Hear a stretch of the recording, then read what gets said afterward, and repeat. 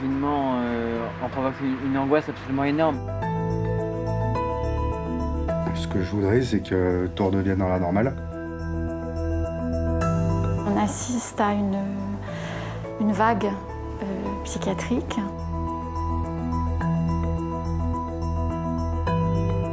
Merci de nous rejoindre pour un nouveau numéro. C'est un tabou en France de parler de sa santé mentale. Pourtant, l'impact psychique de la crise sanitaire se fait sentir par tous. Peur, anxiété, troubles du sommeil, colère, isolement. Sans surprise, la prévalence des états dépressifs aura plus que doublé sous l'effet de la pandémie. Et face à un manque criant de moyens et la stigmatisation des patients, le système de soins psychiatriques prend de plein fouet le début de ce que le gouvernement appelle la troisième vague de la santé mentale. Comment ça va, monsieur? Je vais vous détacher. On est désolé, mais tout à l'heure c'était compliqué. Vous vous seriez fait du mal si on vous avait pas un petit peu contenu. Cet homme de 66 ans est arrivé dans la nuit aux urgences psychiatriques. Depuis plusieurs semaines, il tient des propos incohérents. Ce sont les voisins qui ont alerté les secours. L'histoire a l'air d'avoir commencé pendant le premier confinement, où il a très mal vécu les privations de liberté. Il ne comprenait pas pourquoi il y avait ces règles de mise en place, pourquoi il fallait signer un papier, etc. Donc chez un patient qui probablement apparemment avait un terrain anxio-dépressif, même s'il n'a jamais eu de problème psychiatrique plus important. Comme toujours, difficile de trouver des lits pour tous les patients. Dans cet autre bâtiment du CHU, cette unité peut accueillir 25 adultes. Bonjour, je vais vous prendre l'attention. Comme cet homme, hospitalisé après une surdose de méthadone. C'est compliqué. Le couvre-feu, les restaurants fermés, les bars. Ce que je voudrais, c'est que tout redevienne dans la normale et que je puisse rentrer chez moi le plus vite possible. Une fois sortis des urgences, certains patients sont redirigés dans des établissements comme celui-ci. En région parisienne, le centre hospitalier Théophile Roussel accueille des adultes et des adolescents, pour des séjours pouvant aller jusqu'à plusieurs mois. Aujourd'hui, 3 jeunes participent à un atelier théâtre. Où est-ce que tu m'emmènes? C'est quoi ça? Je dirais un cochon qui a été cravé sur la route. Un cochon sur la route, c'est assez particulier quand même. Il ressemble à Peppa Pig. Faut peut-être appeler la police, non? Non. Non? Surtout pas. Pour ces adolescents, la crise sanitaire a été difficile à vivre. En janvier, je me suis fait des amis et on est devenus très proches. Seul souci, c'est que on a été confinés juste après. Et du coup, ça a été très violent. Moi, j'avais surtout peur que ma famille, mes parents, mon frère, mes grands-parents le chopent, le coronavirus. Moi, en fait, mon petit frère, il a une maladie des poumons. Donc s'il l'attrape, ça peut être très grave pour lui. C'est pour ça que j'avais peur de l'attraper pour ne pas lui transmettre. Les adolescents sont souvent accusés de transmettre le virus. Une source de grande souffrance pour certains. Depuis environ 2 mois, on assiste à une vague psychiatrique.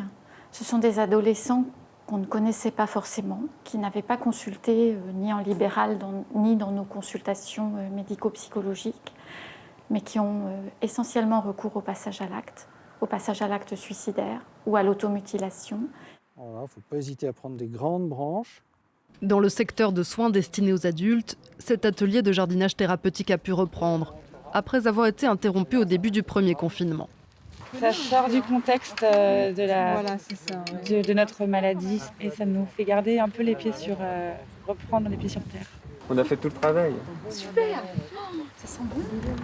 Les confinements en provoquent une angoisse absolument énorme, et c'est la réalité. Oui, chez tout le monde.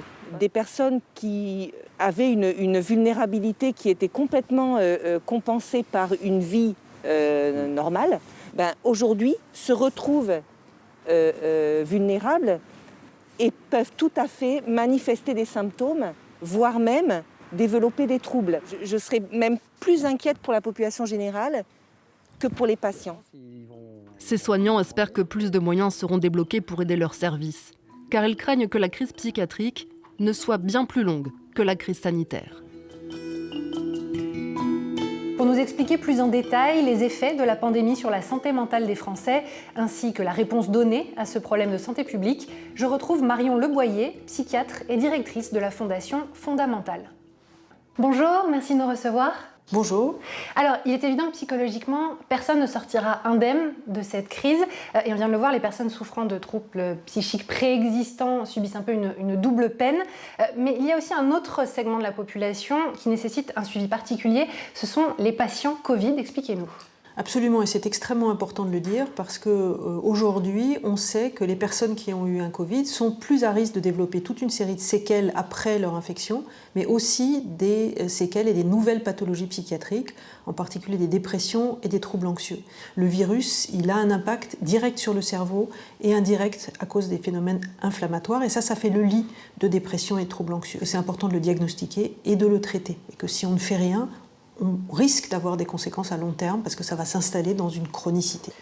Et est-ce que ces patients sont suffisamment informés concernant ces séquelles ?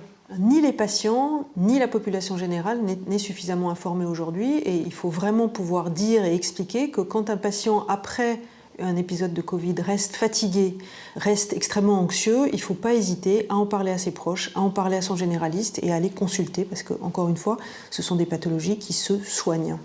Est-ce que ce manque de communication est aussi symptomatique du fait que la psychiatrie reste très stigmatisée en France ? Absolument, et la majorité des patients qu'on a au téléphone ou qu'on a en consultation, parce qu'on suit systématiquement des personnes qui ont eu le Covid, nous disent à quel point, alors qu'ils sont manifestement déprimés ou anxieux, à quel point ils ont honte, ils ont du mal à en parler.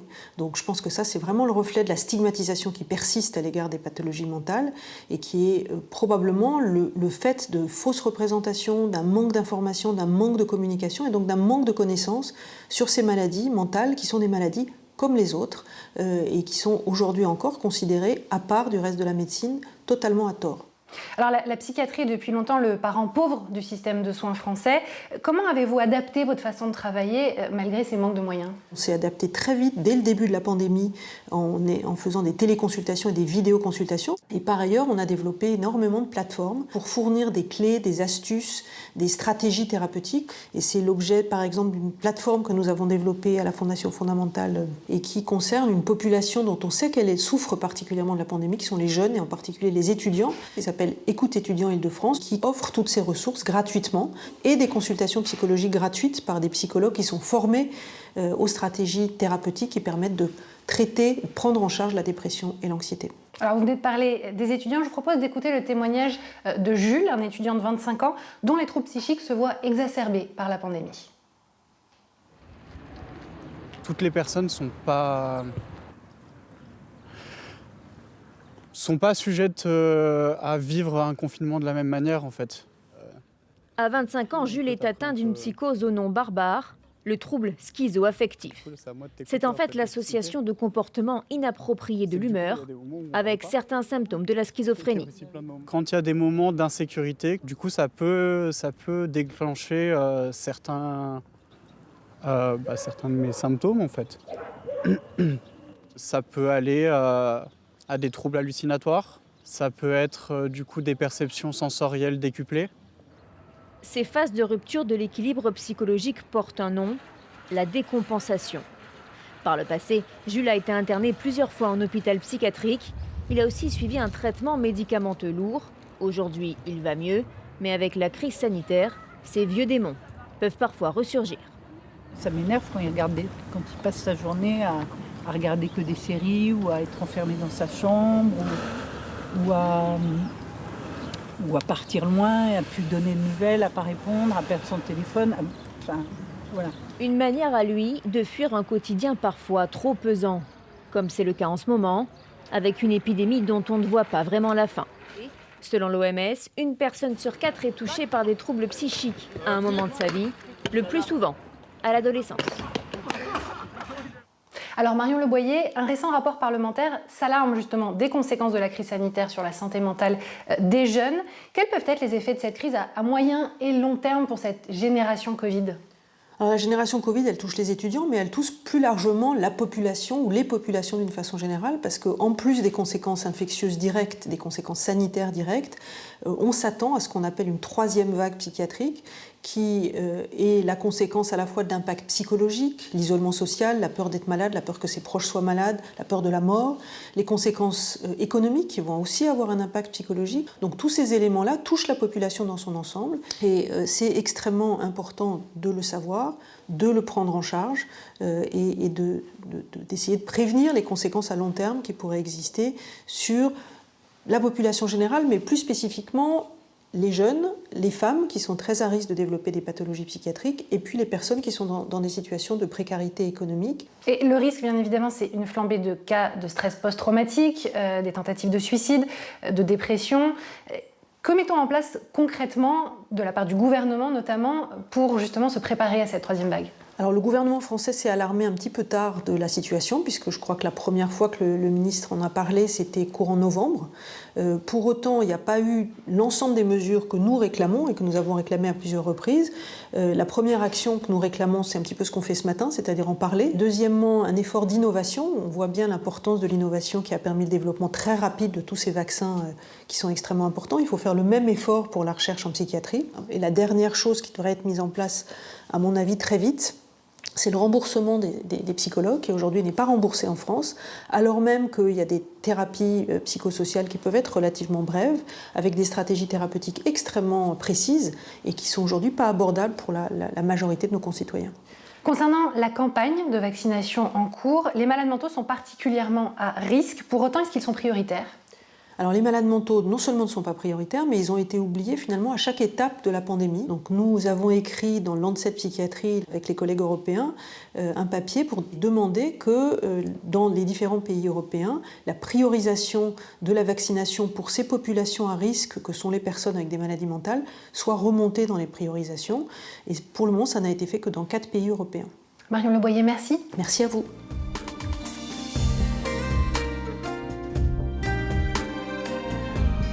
Et c'est la fin de ce numéro, merci à vous de l'avoir suivi. À très bientôt sur France 24. C'était votre programme avec Grand Litier, matelas, sommier, convertible. Ne laissez plus la buée sur vos lunettes vous empêcher de voir votre programme avec le kit anti-buée Zeiss.